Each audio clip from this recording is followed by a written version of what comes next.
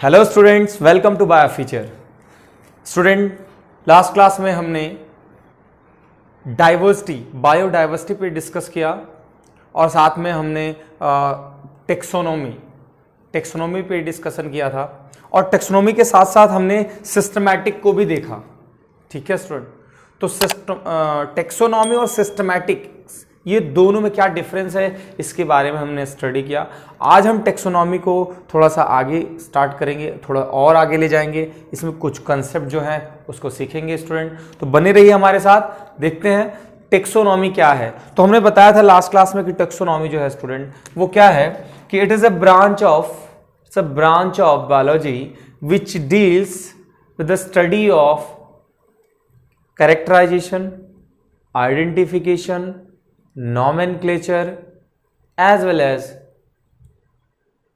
classification and documentation। इतनी चीजों के बारे में हमने लास्ट क्लास में बात किया। तो एक बार देख लेते हैं फटाफट। टेक्सोनोमी में सबसे पहले हमने क्या देखा भाई? कैरेक्टराइजेशन। ठीक है, यही बताया था हमने। दूसरा स्टेप क्या है कैरेक्टराइजेशन के बाद? कैरेक्टराइजेशन के बाद हमने बताया कि सर इसका हम करते हैं क्या? आइडेंटिफिकेशन करते हैं। ठीक है, आइडेंटिफिकेशन के बाद क्या करते हैं सर? तो आइडेंटिफिकेशन के बाद हम नॉमेनक्लेचर,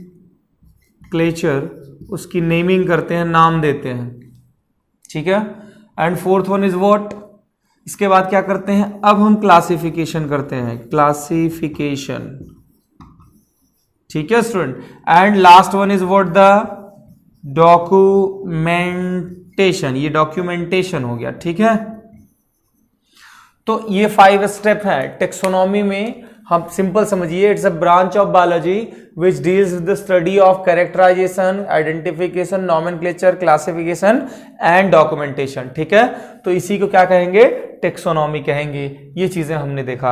आज हम लोग स्टूडेंट स्टार्ट करेंगे कैरेक्टराइजेशन क्या है, आइडेंटिफिकेशन क्या है, नॉमेनक्लेचर क्या है, इन सारी चीजों के बारे में आज हम स्टडी करेंगे। तो चलिए स्टूडेंट स्टार्ट करते हैं। क्या? कैरेक्टराइजेशन। तो ये क्या है कैरेक्टराइजेशन? सबसे पहले हम लोग कैरेक्टराइजेशन पे ही स्टडी करेंगे। देखिए, इसमें सबसे ज्यादा इंपॉर्टेंट जो है, इसमें टेक्सोनोमी में सबसे ज्यादा इंपॉर्टेंट समझने के लिए हमारे पास है एक नॉमेनक्लेचर वाला कंसेप्ट, दूसरा क्लासिफिकेशन वाला कंसेप्ट। तो इसके लिए हमारा एक चैप्टर बना हुआ है बायोलॉजिकल क्लासिफिकेशन, बट नॉमेनक्लेचर भी हमें यहाँ पे सीखना है स्टूडेंट। ठीक है, तो ये दो टॉपिक बड़ा इंपॉर्टेंट, यहां से क्वेश्चन एग्जाम में बन जाते हैं इस वाले टॉपिक से। तो बिल्कुल ध्यान से सारी चीजों को देखेंगे। तो स्टूडेंट अब समझो कि हमने सबसे पहले कैरेक्टराइजेशन देखना है। इससे पहले हम आपको बता दें कि जैसे एक छोटी सी कहानी आप समझ लीजिए कि मान लीजिए एक 4 अंधे हैं। ठीक है, और वो चारों अंधे, और मैंने उनको बोला कि तुम्हें क्या करना है, एक चीज आइडेंटिफाई करना है। हमने हाथी रख दिया और हमने कहा कि आप जाओ, ये एक हाथी है और बताओ कि हाथी कैसा है। उन्होंने अपनी लाइफ में कभी हाथी नहीं देखा, उन चारों अंधों ने, और उनके सामने हाथी रख दिया हमने कहा जाओ हाथी के पास और बताओ कि हाथी कैसी है। ठीक है, तो अब ये हाथी के पास जाते हैं तो पता लगा एक उन चारों में से एक पहुंचा, उसकी सीधी क्या पकड़ ली? पूंछ पकड़ लिया। उसने पूंछ पकड़ा, जब वो गया तो कोइंसिडेंट पूंछ ही पकड़ में आ रही है। उसने कहा हाथी इज जस्ट लाइक अ रॉप, ये रस्सी जैसा होता है। ठीक है, चलो ठीक है। दूसरे को भेजा, दूसरे ने गया तो पैर ही पकड़ लिया उसका। जब दूसरे ने पैर पकड़ लिया तो क्या हो गया? उसको लगा कि इट्स जस्ट लाइक अ पोल, बड़े से खंबे जैसा होता है, हाथी खंबे जैसा होता है। थर्ड वाले ने गया तो उसकी कान पकड़ ली तो बोला it's just like a fan, है तो पंखे जैसा ऐसा हिलता डुलता रहता है फैन। ठीक है, और जो चौथा वाला गया वो उसने क्या किया? उसकी ट्रंक, उसकी सूंड ही पकड़ ली।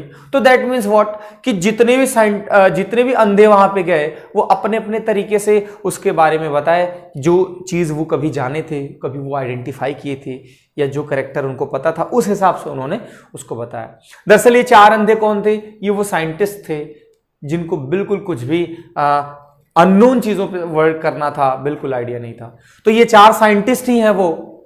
ठीक है स्टूडेंट, जिन्होंने क्या किया, अपने अपने हिसाब से अपने अपने समय में क्या किया है, क्लासिफिकेशन किया है, अपने अपने तरीके से क्लासिफिकेशन किया। किसी ने क्या किया, किसी ने प्लांट के फ्लावर्स के बेस पे पूरे प्लांट को क्लासिफाइड कर दिया, किसी ने उसके सीड जर्मिनेशन, स्पोर फॉर्मेशन, उसमें स्पोर के बेस पे क्लासिफाइड कर दिया, तो किसी ने उसके लीफ के काइंड्स पे, लीफ के बेस पे पूरे प्लांट को क्लासिफाई कर दिया। तो समय समय पर ये जो साइंटिस्ट रहे हैं वो उस लिविंग ऑर्गेनिज्म के उसके प्रॉपर किसी न किसी कैरेक्टर को बेस बनाकर उसको क्लासिफाइड करते रहे हैं और आज भी करते चले आ रहे हैं। ये जितना ज्यादा से ज्यादा उसको स्टैंडर्डाइज वो कर सकते हैं वो करते चले जा रहे हैं। तो एक चीज हमें समझ में आ जाती है कि कहीं न कहीं ये सारे लिविंग ऑर्गेनिज्म जो क्लासिफिकेशन कर रहे हैं, सारे लिविंग ऑर्गेनिज्म का जो क्लासिफिकेशन हो रहा है साइंटिस्टों के द्वारा, दरअसल ये किसी न किसी पर्टिकुलर कैरेक्टर पे हो रहा है। तो classification and identification of the organism depend on the character you choose. मतलब बेस्ट क्लासिफिकेशन तभी हो सकता है when you choose perfect character, जब आप एक परफेक्ट कैरेक्टर चूज करेंगे। भाई क्या लीफ के बेस पे हम पूरे प्लांट को क्लासिफाइड करें, ये पॉसिबल है? या सीड के बेस पे हम कर दें, या फिर हम जो है उसके फ्लावर के बेस पे क्लासिफिकेशन कर दें? तो इन सारे में से कौन सा वाले क्लासिफिकेशन परफेक्ट है? परफेक्ट क्लासिफिकेशन तो तब माना जाएगा जब हम क्या करेंगे, एक परफेक्ट कैरेक्टर चूज करेंगे। अगर आपने गलत कैरेक्टर चुन लिया है तो आगे चलकर क्लासिफिकेशन में प्रॉब्लम क्रिएट करेगा और वहां आपको कुछ नया तरीका फिर ढूंढना पड़ जाएगा। ठीक है, तो स्टूडेंट अब समझते हैं कि क्लासिफिकेशन के लिए सबसे इंपॉर्टेंट बात क्या है कि हमें हमारा एक पर्टिकुलर कैरेक्टर भी होना चाहिए। तो सर उसी कैरेक्टर को समझना ही, उसी कैरेक्टर को ऑर्गेनिज्म के उस पर्टिकुलर, उस प्रॉपर, उस परफेक्ट कैरेक्टर को जानना ही, that is what the characterization. क्या है वो? कैरेक्टराइजेशन। तो आओ स्टूडेंट देखते हैं कैरेक्टराइजेशन। अब आपको समझ में आ गई होगी कि क्लासिफिकेशन या आइडेंटिफिकेशन के लिए सबसे इंपॉर्टेंट चीज क्या है? कैरेक्टराइजेशन। तो it is understanding of character, it is understanding of character, it is what?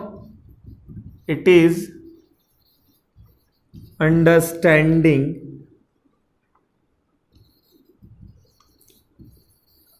of characters। ये क्या है? It is understanding of characters। ये characters की अंडरस्टैंडिंग है। किसकी characters भैया? Of organism। ओके, ठीक है, ऐसा समझो कि कैरेक्टराइजेशन क्या है? It is understanding of characters of organism. ये ऑर्गेनिज्म के कैरेक्टर की एक समझ है। अब वो कैसे हो सकते हैं, वो कैरेक्टर कैसे हो सकते हैं? सच एज एक्सटर्नल,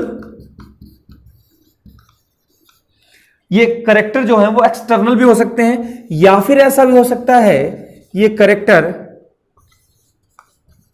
इंटरनल भी हो सकते हैं। इतना ही नहीं भाई, एक्सटर्नल इंटरनल स्ट्रक्चर, यहां पे स्ट्रक्चर लिख देता हूं, इंटरनल एक्सटर्नल स्ट्रक्चर। दूसरी structure of the cell, structure of cell, इस बेस पे भी क्लासिफिकेशन हो सकता भाई, जो है ये बेस भी हो सकता है कैरेक्टर में। ठीक है, या फिर जो डेवलपमेंट प्रोसेस है उस ऑर्गेनिज्म का, डेवलपमेंट प्रोसेस, ये भी वजह हो सकती है। और कौन सा वजह ले ले भाई? और भी वजह ले लीजिए, जैसे इकोलॉजिकल इंफॉर्मेशन हो गया, इकोलॉजिकल इंफॉर्मेशन हो गए, ठीक है, एक्सेट्रा स्टूडेंट, एक्सेट्रा, ये सारी चीजें। ठीक है, मतलब कैरेक्टराइजेशन क्या है कि किसी भी लिविंग ऑर्गेनिज्म के आप कैरेक्टर को अंडरस्टैंड करना ही कैरेक्टराइजेशन है। जैसे कि उसके एक्सटर्नल इंटरनल स्ट्रक्चर को समझना, सेल के स्ट्रक्चर को समझना, या उस ऑर्गेनिज्म के डेवलपमेंट प्रोसेस को समझना, उसकी इकोलॉजी में क्या रोल है, इकोलॉजिकल इंफॉर्मेशन क्या है, और भी बहुत सारी बातें हैं। तो ये सब वो सारे वजह हो सकते हैं, ठीक है, ऑर्गेनिज्म के रिगार्डिंग, जिसे हमें समझना होता है। That is all about what the characterization, that is what about characterization. Clear student? ये चीजें क्लियर है आपको? चले आगे। और एक चीज सबसे इंपॉर्टेंट याद रखना, सबसे इंपॉर्टेंट बात क्या है कि selection of character determines the quality of classification. Note करो, पॉइंट को नोट करो। Selection of character determines the quality of classification. जितना बढ़िया हम यहां कैरेक्टर चूज करेंगे उतना बढ़िया हम आगे क्लासिफिकेशन कर पाएंगे student. So point noted, selection of characters determines the quality of classification. Okay student, चलिए फिर नेक्स्ट पॉइंट है हमारा आफ्टर कैरेक्टराइजेशन, नेक्स्ट पॉइंट है हमारा आइडेंटिफिकेशन। क्या है स्टूडेंट? आइडेंटिफिकेशन। तो यहां पे हम सेकंड वन नोट डाउन करते हैं, आइडेंटिफिकेशन। आइडेंटिफिकेशन, अब आप समझो आइडेंटिफिकेशन क्या है। आइडेंटिफिकेशन देखो, किसी भी ऑर्गेनिज्म का जो भी आइडेंटिफिकेशन होता है वो कैसे होता है। सिंपल हम ये समझना है कि सपोज करो मेरे क्लास में ये स्टूडेंट कोई है और इसका नाम सुमित है, ठीक है। अच्छा ठीक है, हमने इसको कहा सुमित, दैट मीन्स कि हमने इसको आइडेंटिफाई किया। कैसे आइडेंटिफाई किया? क्योंकि मुझे पहले से पता है कि इस तरीके का ये थोड़ा सा मोटा और थोड़ा सा इस मॉर्फोलॉजी वाला जो ये स्टूडेंट है ये डेफिनेटली सुमित ही है, मुझे पहले से पता है और आज मैंने उसको रिकॉग्नाइज कर दिया कि ये सुमित है। तो कहीं ना कहीं हम उसको आइडेंटिफाई कर रहे हैं क्योंकि मुझे उसके बारे में पता है, उसकी प्रॉपर्टी पता है, उसके कैरेक्टर्स पता है। उसके कैरेक्टर के बेस पे हमने कहा ऐसे ऐसे वाला कैरेक्टर है, इसका नाम क्या है? सुमित। ठीक है स्टूडेंट, सपोज करो मैंने कहा कि मैंगो ट्री, तो आपको क्या, आप तुरंत दिमाग में एक बात आएगी, इमेजिनेशन होगा, हाँ ये मैंगो ट्री इस तरीके का होता है क्योंकि आपने मैंगो ट्री देखा है। आपने मैंगो ट्री देखा है इसलिए आपके दिमाग में मैंगो ट्री का एक इमेज बनेगा। ठीक है, मैंगो ट्री है और आपको बोला जाएगा मैंगो ट्री क्या, तो आप डायरेक्ट बताओगे दिस वन इज। पर अगर मैं आपसे बोलूं एरिडोप्सिस थैलियाना,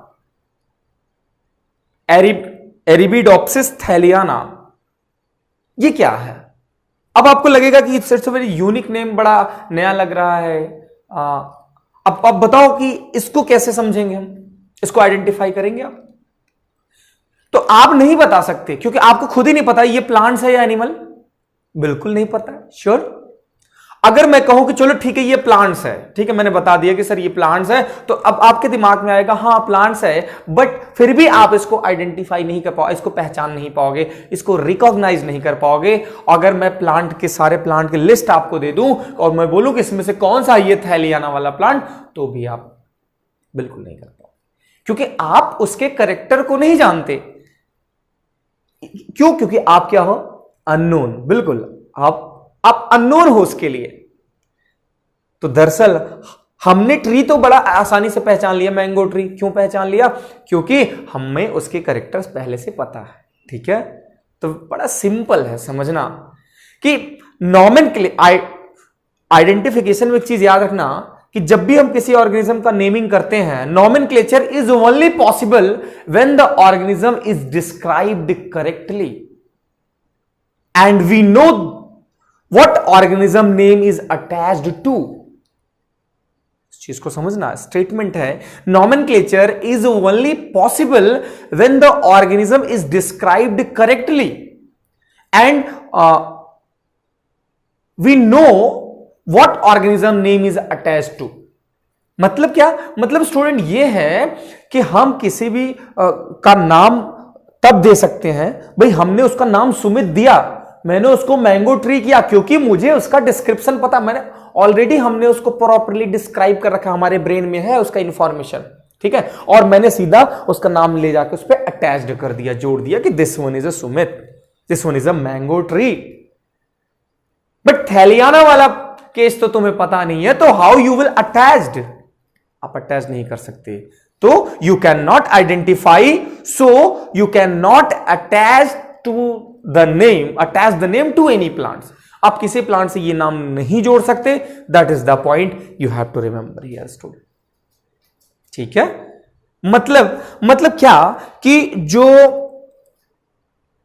आइडेंटिफिकेशन है वो दो लेवल पे काम करता है, वो दो लेवल पे काम करता है। पहला identification of the known species, identification of the known species and identification of the unknown species. दो लेवल पे काम करता है, बस समझना है चीजों को, बिल्कुल परेशान नहीं होना। Identification of the known species, known का मतलब क्या, known for scientist and may be unknown for common person. भाई जो चीजें साइंटिस्ट के लिए नोन है, हो सकता है वो कॉमन पर्सन के लिए अननोन हो, तो ये भी बात हो सकती है। पर आइडेंटिफिकेशन का जो पहला लेवल है वो identification of the known species की, नोन स्पीसीज पे आइडेंटिफिकेशन काम करता है, और आइडेंटिफिकेशन अननोन स्पीसीज पे भी काम करता है। तो अननोन स्पीसीज के लिए कैसे आइडेंटिफाई करेंगे, आपको उसका डिस्क्रिप्शन करना पड़ेगा, उसके कैरेक्टर समझने पड़ेंगे, तभी आप उसको आइडेंटिफाई कर सकते हो, अदरवाइज आप आइडेंटिफाई नहीं कर सकते। तुम क्या समझ में आ रहा है मुझे, आइडेंटिफिकेशन क्या है? बड़ा सिंपल, एक लाइन में डेफिनेशन लगाएंगे। आइडेंटिफिकेशन इज रिकॉग्नाइजेशन या recognition of known species. Identification is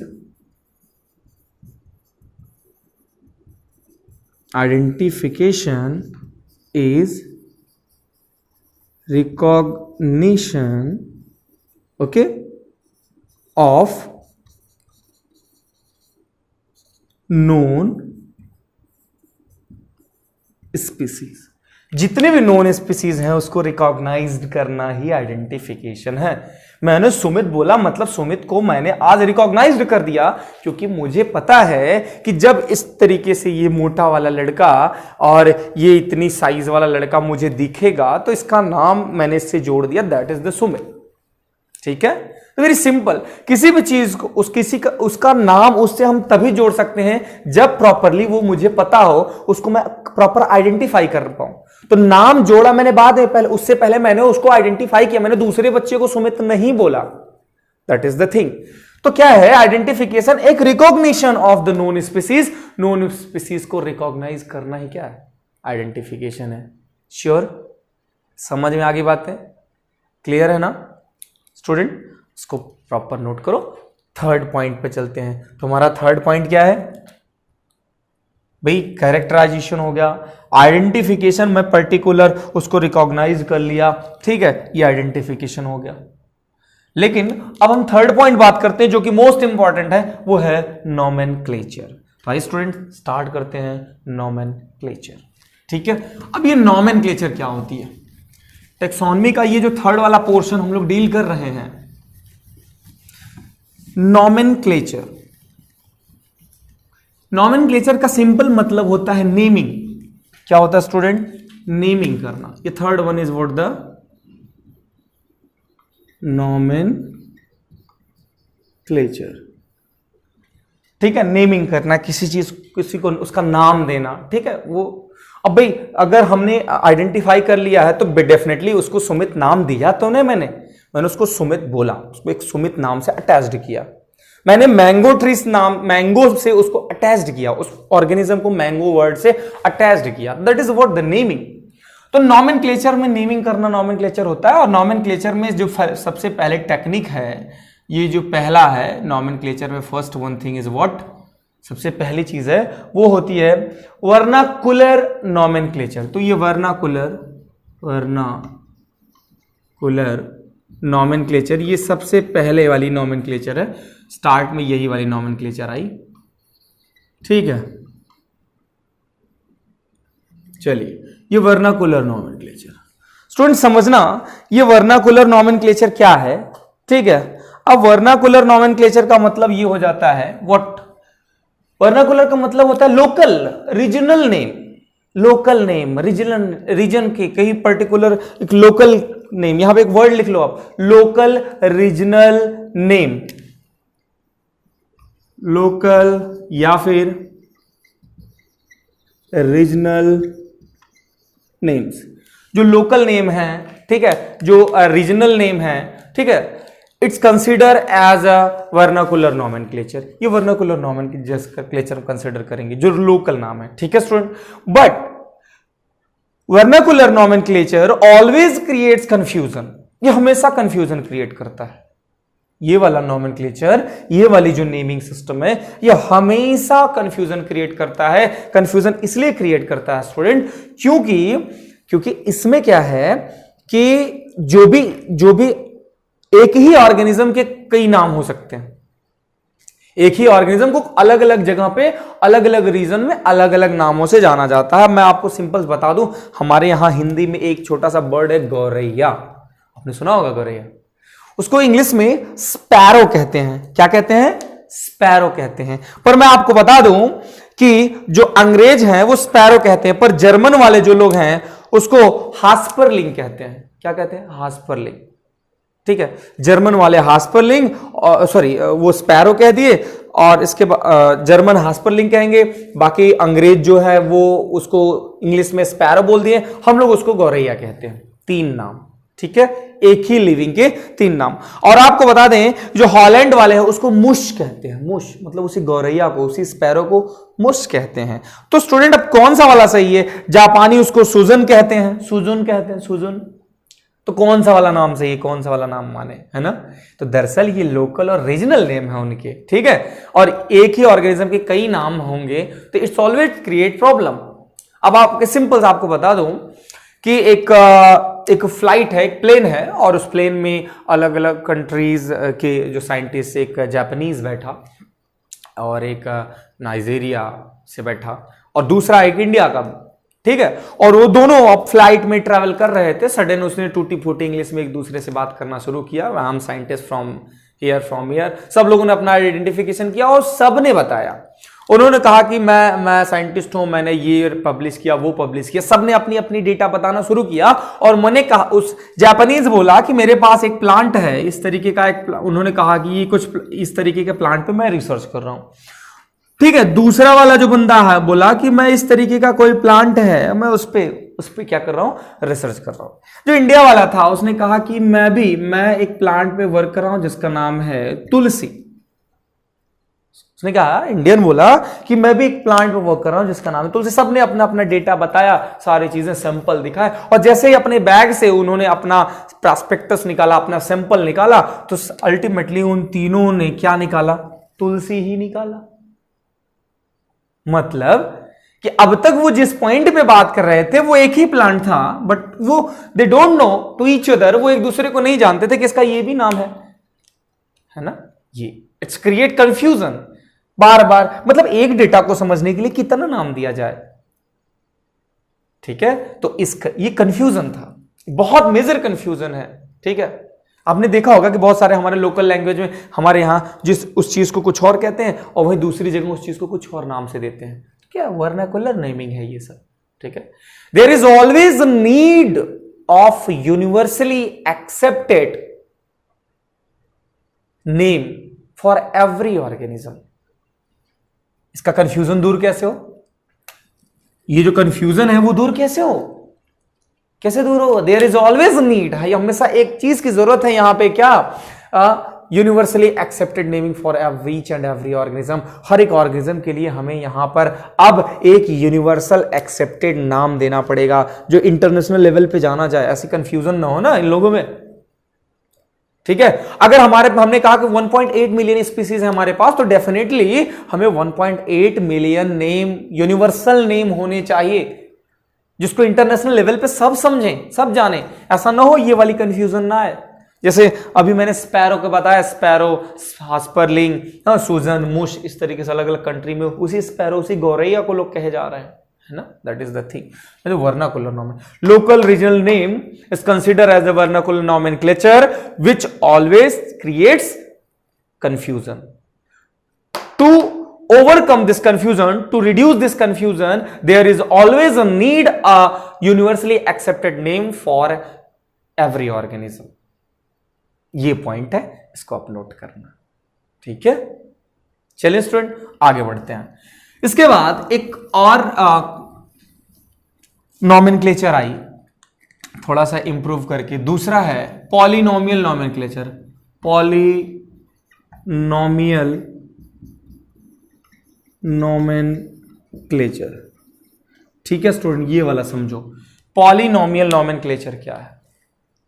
अरे पॉलिनोमियल नाम से पता, पॉली मतलब बहुत सारे नाम, ठीक है, बहुत सारे नाम। तो मैं आपको इसको एक एग्जांपल के माध्यम से बताता हूं, अब इसको समझने की कोशिश करिए। हुआ क्या कि ये वर्नाकुलर नॉमेनक्लेचर में प्रॉब्लम होने लगी, तो इसके बाद थोड़ी देर बाद इन्होंने क्या किया, एक नया वाला कुछ साइंटिस्टों ने इंप्रूव करके बना दिया। पॉलिनोमियल। तो मैं एक प्लांट का नाम लिख रहा हूं जो नेचर में जो है वो एक्चुअल में एग्जिस्ट नहीं करता, पर I am trying to explain. मैंने यहां पे एक नाम लिखा, एग्जांपल दे रहा हूं, क्राइजेंथेमम। क्राइजेंथेमम, ठीक है।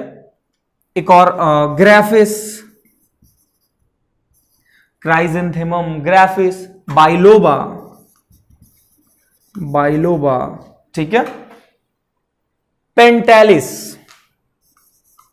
पेंटालिस, पेंटालिस, गाइनोसियलिस, ओके, गाइनोसियलिस। ट्राई टू अंडरस्टैंड स्टूडेंट, ये एक ही ऑर्गेनिज्म का नाम है। अब ऐसा नाम कोई होता नहीं है, ठीक है। नेचर में ऐसा वाला कोई बंदा नहीं, बस ये क्राइजेंथेमम एग्जिस्ट करता है, बाकी ये लोग एग्जिस्ट नहीं करते हैं। बट एग्जाम्पल के जरिए हम आपको समझाएंगे कि पॉलिनोमियल नोमेनक्लेचर क्या है, ठीक है स्टूडेंट। अब क्या है कि क्राइजेंथेमम ग्राफिस, बाइलोबा, पेंटालिस, गाइनोसियलिस, ये इतने बड़े नाम वाला एक ऑर्गेनिज्म, ऐसा ऑर्गेनिज्म है। सपोज करो ये एक्चुअल में नहीं है, मैं बार बार कह रहा हूं, सपोज करो इतने बड़े नाम वाला ऑर्गेनिज्म है, तो इस ऑर्गेनिज्म ये क्या कर रहा है कि डेफिनेटली क्राइजेंथेमम की प्रॉपर्टी बता रहा है कि ये इसका जो ये बाइलोबा, मतलब इसके कहीं न कहीं इसके जो एंथर्स हैं वो बाइलोब्ड हैं, और इसमें गाइनोसियम जो है वह पेंटालिस यानी 5 कार्पल होंगे उसमें। तो उसकी प्रॉपर्टी, क्राइजेंथेमम की प्रॉपर्टी ही तो बता रहा है, ठीक है। आपने साउथ में देखा होगा, साउथ इंडियन में नाम बड़े लंबे होते हैं, ठीक है। उनके जो नाम होते हैं, ठीक है, यस आर यस सुब्रमण्यम, तो पहले यस आर यस लगा के फिर बाद में सुब्रमण्यम, इस तरीके से वो नाम लेते हैं। या फिर बहुत बड़े बड़े नाम होते हैं, उनमें क्या होता है कि पहले उनके गांव के नाम होते हैं, फिर उनके ग्रैंडफादर के नाम होते हैं, ठीक है, फिर उसके बाद उनके फादर के नाम होते हैं, फिर उनके नाम होते हैं। अगर ऐसा हो कि उनके नाम के बाद उनके फादर का नाम लगा दें, तब उनके अकॉर्डिंग मतलब चेंज हो जाएगा, मीन्स बदल जाएगा। भाई ग्रैंडफादर, पहले गांव का नाम, ग्रैंडफादर, फादर, देन पर्टिकुलर वो बंदा, वो पर्सन। तो अगर वो अपने फादर के नाम से पहले वाला नाम उठा करके बाद में लगा दे, मतलब अपने नाम के बाद लगा दे, तो क्या हो जाएगी, मीनिंग बदल जाएगी। भाई बाप का बेटा तो बेटे का बाप हो जाएगा, that is the thing. Oppose हो जाएंगी चीजें, मीनिंग बदल जाएगी। सेम यही चीज है, उन्होंने सीक्वेंस फॉलो किया, गांव का नाम, ग्रैंडफादर, फिर फादर, फिर पर्टिकुलर, ठीक है। इस तरीके से इतना बड़ा नाम, अब उसी को एब्रिवेट करके यस आर यस सुब्रमण्यम, इस तरीके से नाम देते हैं, है ना। तो ठीक इसी तरीके से सपोज ये एग्जांपल ले लो कि ये कोई ऑर्गेनिज्म है, सपोज वो इस नेचर में है, तो उसका इतना बड़ा सा नाम है, और ये सारे वर्ड पर्टिकुलर इसकी प्रॉपर्टी बताते हैं कि क्राइजेंथेमम में बाइलोब्ड एंथर वाले या फिर 5 कार्पल वाले, गाइनोसियम वाले होते हैं। ये इसके इतना बड़ा नाम उसकी प्रॉपर्टी बता रहा है। तो इतना बड़ा नाम कौन याद रखेगा, सबसे बड़ी बात, ये तो बना तो दिया गया। अब 1.8 मिलियन स्पीसीज के लिए 5 6 वर्ड के, इतने बड़े बड़े वर्ड के नाम या रखना भी तो बड़ा मुश्किल है ना। तो इसका ड्रॉबैक आया, बनाया तो गया ये वाला पोजीशन, पर इसका क्या आया स्टूडेंट, इसका ड्रॉबैक आया, ये सक्सेस नहीं हुआ, ठीक है, ये सक्सेस नहीं हुआ। इतने बड़े बड़े नाम कौन रखता है ना। तो ड्रॉबैक क्या आया कि पहली बात तो इतने बड़े नाम को हम याद नहीं रख सकते, यू कांट रिमेंबर इट, पहला ड्रॉबैक नोट करना point, you can't remember it, इतने लंबे नाम है कि यू कांट रिमेंबर इट। दूसरा वाला drawback, if you alter the word the meaning will change. आपने इसको उठा के, मैंने कहा ग्राफिस बाइलोबा के जगह पे मैंने क्या किया, पेंटालिस, अगर मैंने इसको क्या कह दिया, ग्राफिस पेंटालिस बाइलोबा गाइनोसियम, तो मतलब चेंज हो जाएगा कि क्राइजेंथेमम में जो है ये पेंटालिस ग्राफिस यानी 5 एंथर लगे हुए हैं, बाइलोबा गाइनोसियम, और जो उसका गाइनोसियम है वो 2 लोब का है, 2 पार्ट का है। मतलब बदल गया कि नहीं। तो ठीक उसी तरीके से जैसे मैंने कहा कि ग्रैंडफादर के नेम के बाद अगर वो अपना नाम लगा दे, फादर का नाम न लगाए, तो मतलब बदल जाएगा। If you alter the word, second drawback है, if you alter the word the meaning will change. Second, दूसरा पॉइंट, तीसरा पॉइंट ये है कि गिविंग नेम इज डिफरेंट। इतना बड़ा नाम कौन देगा भैया, सबसे बड़ी प्रॉब्लम तो यही है, आप समझो। Giving name is so different. इतना बड़ा बड़ा नाम किसी ऑर्गेनिज्म को देना कितना डिफिकल्ट हो जाता है ना। तो ये 3 ड्रॉबैक है। और 1.8 मिलियन स्पीसीज को 5-5, 6-6 वर्डों के इतने बड़े बड़े नाम, साउथ इंडिया वाला कंसेप्ट अप्लाई नहीं कर सकते। ठीक है, चलिए। तो ये ये पॉलिनोमियल नॉमेनक्लेचर भी ड्रॉबैक में लगा, और ये तो था ही क्योंकि इट्स ऑलवेज क्रिएट कंफ्यूजन। अब आ रहा है थर्ड वाला नॉमेनक्लेचर। थर्ड वाला नॉमेनक्लेचर, अच्छा एक चीज इससे समझ में आई क्या, इतनी चीजों से एक चीज समझ में आई कि न ये चल पा रहा है, ये न ये चल पा रहा है, तो फिर नॉमेनक्लेचर कैसा होना चाहिए? नॉमेनक्लेचर कैसा होना चाहिए? तो नॉमेनक्लेचर एक स्टैंडर्डाइज्ड नॉर्म होना चाहिए जो यूनिवर्सली एक्सेप्टेड हो, ऑल ओवर वर्ल्ड में एक ही नाम से जाना जाए, एक ही नाम से नाम जाए। तो नॉमेनक्लेचर क्या है? नॉमेनक्लेचर क्या है? नॉमेनक्लेचर ये है कि ऐसी नेमिंग ऑर्गेनिज्म की जो कि एक ही नाम से पूरे ओवरऑल वर्ल्ड में जानी जाए, वो नॉमेनक्लेचर है। यूनिवर्सली एक्सेप्टेड हो, यूनिवर्सली वो एक्सेप्टेड हो और स्टैंडर्डाइज्ड नेम हो, उसका अपना, उस नाम का अपना एक मीनिंग हो। ठीक है, ये that is the means of the nomenclature. तो ये नॉमेनक्लेचर की डेफिनेशन हो गई। ठीक है स्टूडेंट, तो चलिए आगे बढ़ते हैं। थर्ड वाला पॉइंट, थर्ड वाला क्या है? थर्ड पे पॉइंट पे आया बाइनोमियल नॉमेनक्लेचर। इसके बाद कौन सा आया? Binomial nomenclature. पॉलिनोमियल जब ड्रॉबैक में चला गया तब इसको इंप्रूव करके आया बाइनोमियल नॉमेनक्लेचर। अब यही हमारे लिए सबसे इंपॉर्टेंट है नॉमेनक्लेचर में, ये जो थर्ड वाला है। ठीक है, थर्ड का थर्ड लगा रहे हैं, या अभी भी सीसी कर लो इसको। ठीक है, तो बाइनोमियल नॉमेनक्लेचर, बाइनोमियल नॉमेनक्लेचर। ठीक है, चलिए ये वाला। ठीक है, तो बाइनोमियल नॉमेनक्लेचर बनाने के लिए मैं आपको बता दूं, इसको सबसे पहले एक साइंटिस्ट ने किया था, इसका नाम है कैस्पर बाविन। कैस्पर बाविन ने सबसे पहले बाइनोमियल नॉमेनक्लेचर को प्रपोज किया, इसके बारे में बताया। पर जब इसने बताया तो इसके टाइम के जो भी साइंटिस्ट थे और अदर साइंटिस्ट इसकी लेग पुलिंग, खिंचाई करने लगे। वो जब इससे क्वेश्चन पूछने लगे, बाइनोमियल नॉमेनक्लेचर पे बड़ा डिबेट करने लगे, इसके टाइम के, इसकी बंदे के टाइम के जो और भी साइंटिस्ट थे, और उस टाइम ये बेचारा उनको सेटिस्फाइड नहीं कर पाया, और बाकी वो सारे साइंटिस्टों ने मिल करके इसको प्रूव कर दिया कि तुम सही नहीं बता रहे हो, मतलब प्रूफ कर दिया। ये फेल हो गया बेचारा, अपनी बात रख नहीं पाया, वो सेटिस्फाइड नहीं कर पाया, पर लॉन्च कर दिया था उसी समय। बाद में थोड़ी दिनों बाद एक बंदा आया जिसका नाम है कैरोलस लीनियस।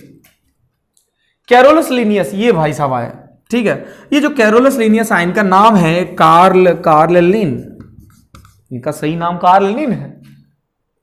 ठीक है, बाद में ये रिदमिसिटी बना लिए। ठीक है, बाइनोमियल का भी अपना एक लॉ है कि उसमें रिदमिसिटी देखने को, रिदम देखने को मिलता है। कैरोलस लीनियस, ठीक है, रिदम देखने को मिलता है।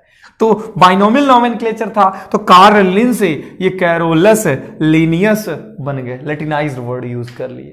ठीक है, इनके नाम में भी बड़े राज हैं, कैरोलस लीनियस, रिदम, क्योंकि यही सारी चीजें आपको आगे भी देखने को मिलेगा। अभी मैं दिखाता हूं रिदम कहां कहां है। तो कार्ल लिन, इनका नाम था कार्ल लिन। कार्ल लिन की एक बात मैं बता दूं कि कार्ल लिन जो साइंटिस्ट हैं, फादर ऑफ टेक्सोनॉमी तो हैं, बाइनोमियल नॉमेनक्लेचर के भी फादर ये माने जाते हैं, क्योंकि ये ही डेवलप किए चीजों को।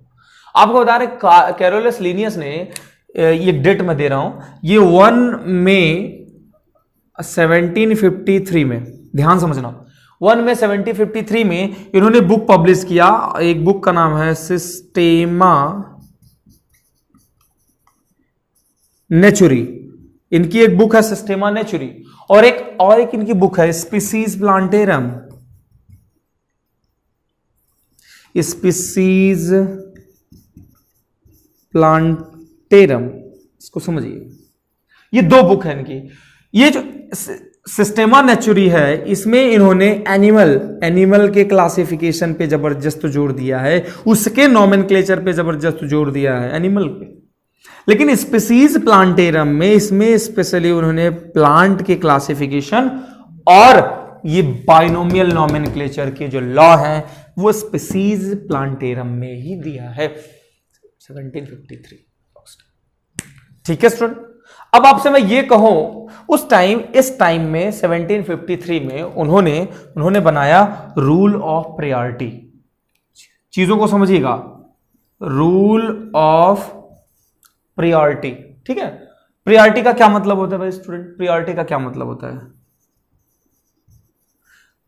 ठीक है, वेटेज, किसको प्रायोरिटी देंगे, रूल ऑफ प्रायोरिटी। अगर मैं कहूं, देखो ध्यान से समझना कि कुछ साइंटिस्ट थे जिन्होंने एक ऑर्गेनिज्म का नाम दिया ए, एक प्लांट का नाम दिया ए, या एक ऑर्गेनिज्म का नाम दिया। एक साइंटिस्ट थे, उन्होंने एक ऑर्गेनिज्म का नाम दिया बी। एक दूसरे साइंटिस्ट थे, उन्होंने ऑर्गेनिज्म का नाम दिया सी, नाम दिया, नेमिंग किया। तो मान लो ये 1752 में आ गए और ये 1755 में आ गए। ठीक है, और ये 1759 में आ गए। तो अब बताओ कि according to rule of priority of the Carolus Linnaeus, उसके अकॉर्डिंग हम किसको प्रेफर करेंगे या किसको मानेंगे? अब बताओ, ए को मानेंगे क्या? नहीं मानेंगे स्टूडेंट, बिल्कुल नहीं मानेंगे, क्योंकि ए की जो नेमिंग हुई है वो 1 में 1753, इससे पहले तो बाइनोमियल का नॉमेनक्लेचर आया ही नहीं, इसका लॉ आया ही नहीं। तो फिर आपने ये जो नाम दिया डेफिनेटली इस नॉमेनक्लेचर से आउट होगा, मतलब इसको नहीं रखेंगे। ठीक है, दूसरा हम 1759 को भी नहीं रखेंगे। क्यों? क्योंकि रूल ऑफ प्रायोरिटी उन्होंने बनाया, रूल ऑफ प्रायोरिटी मतलब first come first service, first come first service. मतलब कि 1753 के बाद अगर कोई मिलता है तो वो कौन है? 1755। मतलब इस टाइम जो साइंटिस्ट ने नेमिंग किया होगा वो डेफिनेटली बाइनोमियल नॉमेनक्लेचर को फॉलो करते हुए ही आगे बढ़ा होगा। ठीक है स्टूडेंट, इसका मतलब whenever a name is given just after 1 में 1753 इज एक्सेप्टेड। ठीक है, वो वाला नाम एक्सेप्टेड है। ठीक है, 1753 के बाद वाला नाम जो है वो एक्सेप्टेड है, इससे पहले वाला नाम एक्सेप्टेड नहीं है, उसको रिजेक्ट कर दिया गया। तो रूल ऑफ प्रायोरिटी को हम रूल ऑफ रिजेक्शन भी बोल सकते हैं। It is a rule of rejection of the Carolus Linnaeus. ये कैरोलस लीनियस का रूल ऑफ रिजेक्शन भी तो है ना? तो that is the rule of priority, मतलब इस टाइम के बाद ही जो नेमिंग हुई होगी दैट इज वही एक्सेप्ट किया जाएगा। ठीक है, अब समझो कि तो स्टूडेंट्स ये जो टाइम है 1753, यहां पे नॉमेनक्लेचर तो कैरोलस लीनियस ने दे दिया, पर देखिए कि कुछ साइंटिस्ट हैं जिन्होंने बाइनोमियल नॉमेनक्लेचर को किस तरीके से यूज करना शुरू किया। जैसे मैं एक कुछ नाम लिखता हूं यहां पर, आइसोएट्स पंथी, एक और नाम लिखता हूं सोलेनम ट्यूबरोसम। ठीक है, इसको हमने सेपरेटली अंडरलाइन कर दिया है। एक और नाम लिख लेते हैं यहां सी, उसका जेनेरिक नेम है जो भी हो, सुब्रीमानिएला। ठीक है, तो स्टूडेंट अब आप इस नाम को देखिए जरा ध्यान से। इस नाम में, दोनों में पहले तो देखो फर्क क्या है, इन दोनों में फर्क क्या है। तो आप देखिए आइसोएट्स पंथी, ये जो कुछ क्या किया साइंटिस्टों ने कि अपने अपने नाम इसमें डालना शुरू कर दिए। बाइनोमियल नॉमेनक्लेचर में साइंटिस्टों ने अपने अपने नाम घुसाना शुरू कर दिए। भाई कि हम जिंदा रहेंगे तो ठीक है, अब क्या है मरने के बाद कौन मुझे पूछ रहा है, तो क्या करते हैं उसमें नाम ही घुसा देते हैं, हमेशा याद रखेंगे। ठीक है, तो पंथी कर दिए। यहां सुब्रमण्यम तो सुब्रमण्यला, उस प्लांट का नाम ही रख दिए। ठीक है, अब देखो जरा ध्यान से, इसमें यहां पे ये कैपिटल है, ये दूसरा वाला भी कैपिटल है। ठीक है, बट यहां पे देखिए कि यहां पे ये capital letter but this one is what the small letter. ठीक है, तो मतलब ये वाला राइट है, लेकिन ये जो तरीका है इनका, या ये जो तरीका है इनका, इनको देखिए कैपिटल यूज कर लिया और साथ में क्या लेटर देखो 1 2 3 4 5 6 7 8 9 10 11 12 13, मतलब 13 लेटर, 13 लेटर के ये जो है ये स्पेसिफिक नेम यूज कर रहे हैं। तो इस तरीके से ये भी क्या है, बाइनोमियल नोमेनक्लेचर के अकॉर्डिंग नहीं, मतलब लॉ को जानने के बाद भी ये लोग देखो कि किस तरीके से नाम देते रहे बहुत सारे साइंटिस्ट, ठीक है, 1753 के बाद भी इस तरीके का नाम देते रहे। पर कुछ साइंटिस्ट ने इस तरीके का नाम दिया या फिर जो भी ये नाम दिए ये बिल्कुल सही था, ठीक है स्टूडेंट। तो हुआ क्या कि 1950 अप्रोक्सीमेटली 1950 मतलब 20 वाले सेंचुरी में हुआ क्या है कि कुछ साइंटिस्ट ने एक ऐसा इसका एसोसिएशन बनाया गया कि ताकि लोग बाइनोमियल नोमेनक्लेचर को फॉलो कर सके, जैसे ICBN international code for botanical nomenclature, ICZN international code for zoological nomenclature, इसी तरीके से और भी बनाए गए हैं ICVN, ठीक है, वायरल नोमेनक्लेचर, वायरस का नोमेनक्लेचर करने के लिए। तो बेसिकली ये ZN और ये BN, इस पे ध्यान दीजिएगा। जब ये आया लगभग 1950 के अप्रॉक्स में, जब ये आया तब जाकर के बाइनोमियल नोमेनक्लेचर की जो सारी चीजें हैं उसको सिस्टमैटिक किया गया, तब बाइनोमियल नोमेनक्लेचर के रूल बनाए गए, मतलब तब आया क्या, रूल्स ऑफ नोमेनक्लेचर, ठीक है, तब जाकर के ये नोमेनक्लेचर का रूल आया, ठीक है, प्रॉपरली। इससे पहले कि 1753 से 1950 मतलब 200 साल 200 ईयर तक लोग इस तरीके के जो है नोमेनक्लेचर बाइनोमियल नोमेनक्लेचर करते गए, तो जो कि बहुत रॉन्ग है, बिल्कुल नोमेनक्लेचर को फॉलो नहीं किया गया। तो इन एसोसिएशनों ने क्या किया, इस बाइनोमियल नोमेनक्लेचर को, ये नोमेनक्लेचर के इस रूल को फिर से डेवलप किया। तो स्टूडेंट आज के लिए इतना ही, नेक्स्ट क्लास में हम देखेंगे बाइनोमियल नोमेनक्लेचर के क्या रूल हैं, ट्राइनोमियल नोमेनक्लेचर क्या है, ठीक है, उसका एवोल्यूशन में क्या रोल है, ये सारी चीजों के बारे में हम लोग नेक्स्ट क्लास में देखते हैं। आज के लिए इतना ही, मिलते हैं नेक्स्ट वीडियो में। धन्यवाद स्टूडेंट।